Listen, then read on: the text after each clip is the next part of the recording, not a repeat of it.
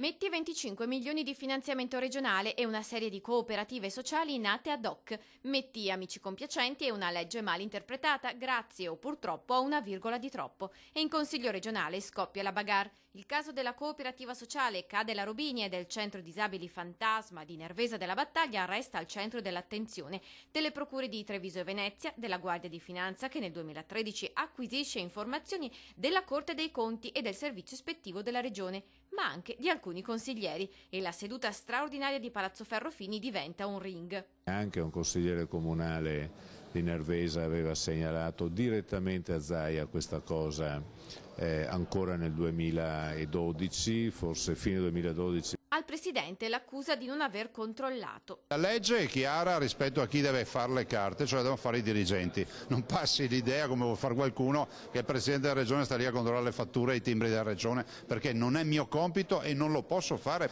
Dopodiché capiremo se ci sono delle responsabilità e ci avvaleremo di perseguire chi ha sbagliato e chiederemo anche i danni. Si battaglia comunque sulle modalità di distribuzione dei fondi che sarebbero stati elargiti in maniera clientelare e non solo nel Trevigiano. Cooperative, associazioni, fondazioni molto vicine politicamente a chi questi fondi li ha erogati, l'assessore all'epoca Sernagiotto e i suoi amici. E per lo più inutilizzati, soltanto 4 sarebbero i progetti davvero realizzati a favore dei disabili. Tanto che a oggi di quella fetta di soldi regionali che sono stati concessi, forse solo il 20-25% a 3 anni di distanza è andato a buon fine. Ma le indagini, ribadisce Zaia, continueranno. Lui per primo vuole chiarezza. Ho segnalato in tempi non sospetti alla Procura tutta la vicenda, alla Corte dei Conti, e sono stati coinvolti un po' tutte le realtà che debbono far chiarezza su questa partita, e una commissione interna ha attivato l'ispettivo,